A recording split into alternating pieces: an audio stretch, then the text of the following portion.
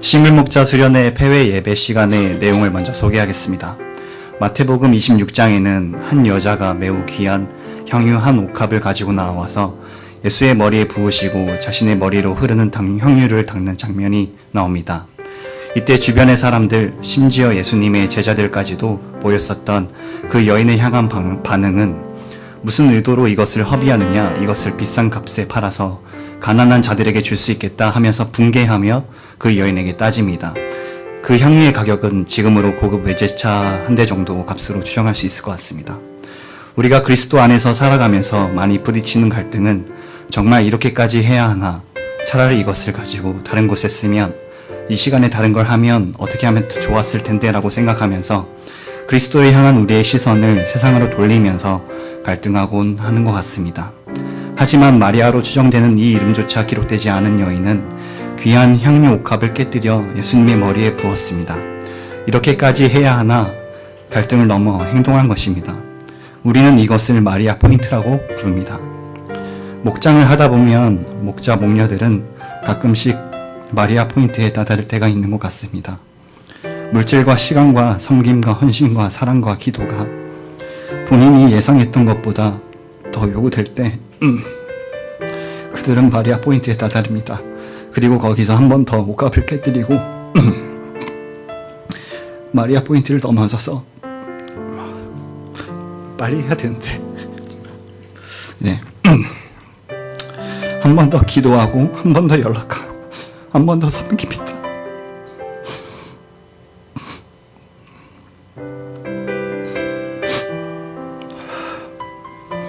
하지만 아쉽게도 섬김받는 사람들은 당연한 것으로 받아들이는 경우가 있는 것 같습니다.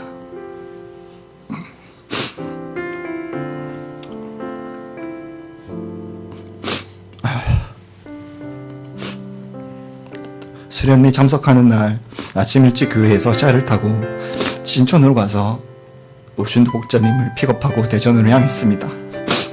오춘도 목자님은 10년 넘게 목자로 사역하신 분으로 미국에서 의료연구원으로 일하시다가 1년의 휴가를 모두 모아 한국에서 열리는 수련회 일정에 맞춰 모두 쓰시는 분입니다. 한국에 도착하자마자 시차 적응할 시간도 없이 가정교회에서 열리는 집회에 강사로 참석을 해서 순회하면서 강연을 시작하십니다. 그렇게 모든 일정이 다 끝난 후에야 자신의 부모님을 만나서 쉬다가 미국으로 복귀하시는 우선순위가 명확하신 목자님이십니다. 그분의 10년의 목자 사역의 내공에서 드러나는 긍정적인 영적 에너지와 대박인 리액션이 아주 일품이었습니다. 그분이 리액션을 하시면 고래까지 춤출 수 있게 하실 것 같았습니다. 대전에 있는 수련회 장소에 함께 도착했습니다. 그곳에 있는 지역에서 이름 없는 170여 명의 싱글 목자들이 함께 참석을 했습니다. 수련회 주제는 느헤미야 주님께서 기억해 주신 목자라는 주제로 진행이 되었습니다. 프로그램은 싱글 목자들의 간증과 목장에 꼭 필요한 강의로 구성되었습니다. 시크릿 메모리에 대해서 소개해 주셨는데 저도 몇 개 이야기하겠습니다. VIP가 좋아하는 음식을 하려다가 엄마랑 싸웠습니다. 목사님이 추천해 주신 영화를 모원들에게 보여주고 싶어서 사비를 털어서 8명의 영화표를 예매해서 보여줬는데 기독교 관련 영화는 싫다며 다시는 이런 거 보지 말자고 구사리만 잔뜩 먹었습니다. 다음날 모건 생일 케이크를 만들려고 밤늦게 반죽을 오븐에 넣고서 잠들면 태울까봐 알람 맞춰놓고 부엌에 바닥에서 잠들었습니다. 그때 한기를 잊지 못합니다. 모건이 빈혈이 돼서 바지락 미역국을 끓이는데 비위가 약해서 살아있는 조개가 징그러 혼났습니다. 그때 미역국을 먹어야 할 모건과 생일 케이크의 주인공이 목장 모임에 오지 않았습니다. 강의 시간 내용을 들어보면 공통적으로 목자들은 일십에 상처가 있습니다. 모건들과 단톡방에서 뭘 먹고 싶은지 요리를 하기 위해 누가 참석할 수 있는지를 물어보면 카톡 숫자 1은 줄어들지만 아무도 대답하지 않는 읽고 씹는 상처를 받습니다. 하지만 이 정도 수준은 양반입니다.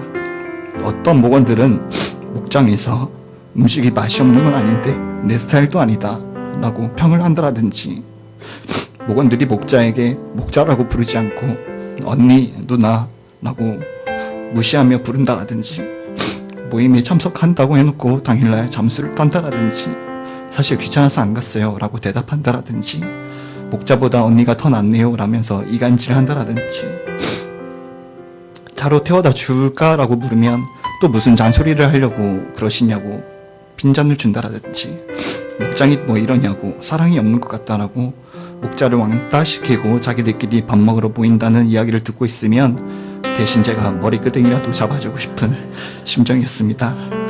또 한 번은 차가 엄청 막히는 크리스마스 이브에 한 목자가 목원에게 차로 데려다 줄까라고 묻자 시큰둥하게 핸드폰 만지작거리는 목원의 대답은 그러시든지 였습니다.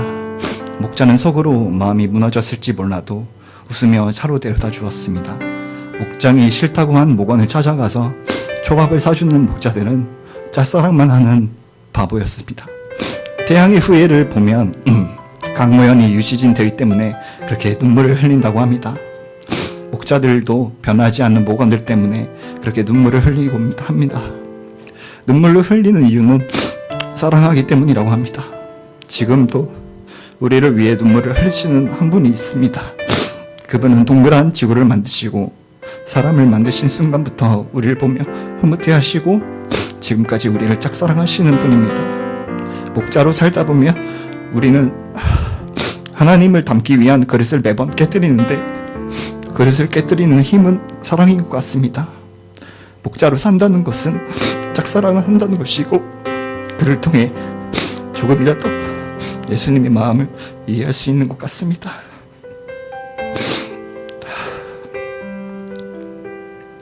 목장의 VIP와 분가에 대한 열매가 없으면 목자는 주눅 들고 의기소침해하고 죄책감을 느낍니다. 목장의 열매는 분가가 전부가 아닙니다. 성령의 9가지 열매는 목장의 분가가 아니라 목자에게 해당하는 열매입니다. 주님은 목장을 통해 목자가 조금이라도 주님과 더 교제하기 원할 뿐이기 때문에 분가가 VIP 열매가 없더라도 주님은 목자와 가까워질 수만 있다면 그걸로 좋아하신다라고 하셨습니다.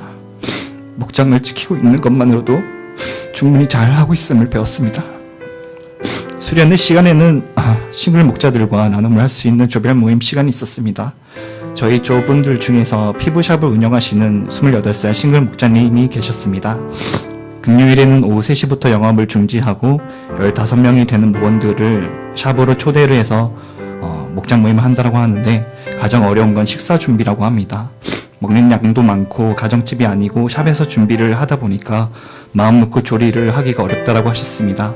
가끔 배달을 시키곤 하는데 오늘은 뭘 먹고 싶냐고 물어보면 무조건 비싼 거, 복삼, 족발, 막국수 듬뿍 뭐 이런 식으로 대답을 하면 그 한마디 한마디에 상처를 받는다고 합니다. 제가 조선욱 집사님이 생각이 나서 그분께 이것저것 더 물어보았습니다. 그분은 한 분 한 분 고객들을 VIP로 대하고 피부샵도 사역지를 여기고 섬기는 마음으로 영업을 하다 보면 지인을 소개해주는 고객들이 많으시다라고 하셨습니다.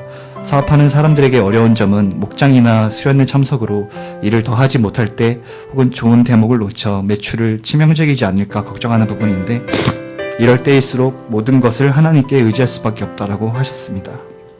다른 분은 21살 교육 목자라고 하셨습니다. 그 자매분은 유치원생, 초등학생들의 목자로 사역하고 계셨습니다. 토요일날 점심에 목장 모임을 준비하는데 아이들을 혼자서 통제하기가 정말 어렵다라고 했습니다. 그 목장에 오는 아이들은 일반 아이들이 아니라 조금 더 사랑과 관심이 부족한 아이들이 온다고 합니다. 그런 아이들에게 목자의 관심과 사랑이 부족하면 투정 부리고 싸우고 말썽 피운다라고 합니다.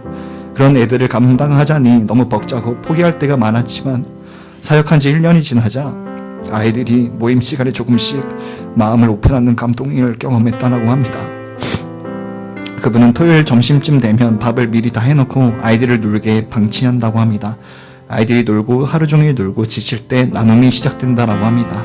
그때까지 사랑으로 관심으로 아이들과 함께하며 아이들이 돌아갈 때 하나라도 더 남은 음식을 싸주려 한다고 했습니다. 그분은 목자는 영적인 부모님인 것 같다고 했습니다. 육적 부모로부터 못 받은 사랑을 목자가 곱절로 채워주는 역할이라고 했습니다. 21살의 어린 나이와 외모와는 전혀 어울리지 않았습니다. 한참 반짝반짝하는 20대 시절에 개인적인 삶과 자유를 내려놓고 물질과 시간을 쪼개서 부모의 마음으로 목양하는 그분들의 얼마나 많은 마리아 포인트를 넘었을까 생각하니 마음이 감동했습니다. 강사 중에 우지연 목자라는 분이 계셨습니다. 코넬 대학에서 석학을 마치시고 서울대에 박사를 밟으시고 교수로 활동하시는 분이었습니다. 우지연 목자님의 VIP들은 서울대에서 공부하는 학생들이었습니다. VIP의 이야기를 듣기 위해서 수백 잔의 커피를 마시고 기도하며 눈물로 예배당과 침대를 적신 분이었습니다. 지금은 금요일, 토요일, 일요일 3일에 걸쳐서 목장을 운영하고 계시는 목장이자 초원직이십니다. 분가 전에는 목장 모임에 학생들이 40-50명 정도 모였었는데 그분은 서울대 교수를 그만두고 목장에만 전념하셨습니다. 학생들은 대체 목자가 무엇이길래 교수직을 내려놓고 목장에 전념할까 서울대 등록을 했을 것 같습니다. 우지연 목자님의 시어머니는 며느리가 서울대 교수님을 그렇게 자랑했는데 서울대 교수를 내려놓고 목장에만 전념하니 얼마나 갈등이 많았을까 생각해봅니다. 우지연 목자님의 결단으로 6개의 싱글 목장이 동시에 분가를 하였다라고 합니다. 사람마다 로망이라 목표라고 할 수 있는 서울대 교수직을 내려놓고 그곳에서 그분은 향유 옥합을 한 번 더 깨뜨렸습니다.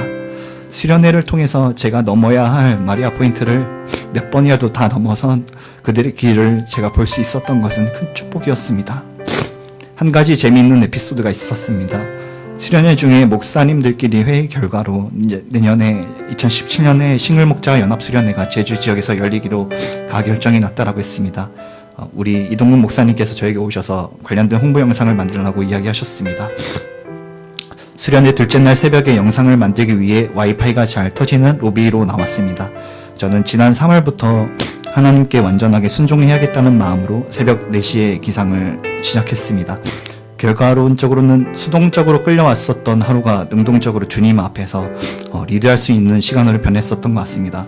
새벽부터 영상을 만들고 이제 6시가 되었고 여유가 있어서 상공부를 하고 있었는데 오춘도 목자님께서 나오시면서 목사님이 영상 만들라고 시켰냐면서 잠 안 자고 나와 있었냐면서 같이 울어주셨습니다. 저는 얼떨결에 영상은 다 만들었었고 큐티하고 있었다라고 했는데 리액션이 너무 크신 오춘도 목자님은 아이고 이동문 목사님이 애를 잠을 안 재운다라고 어떡하냐면서 사투리 하셨습니다. 폐회 예배가 끝날 때 제작한 영상이 상영됐는데 예배를 마치고 돌아가려는 길에 우지연 목자님께서 수련회 후기 영상을 만들어줄 수 있냐라고 이야기를 건네주셨습니다.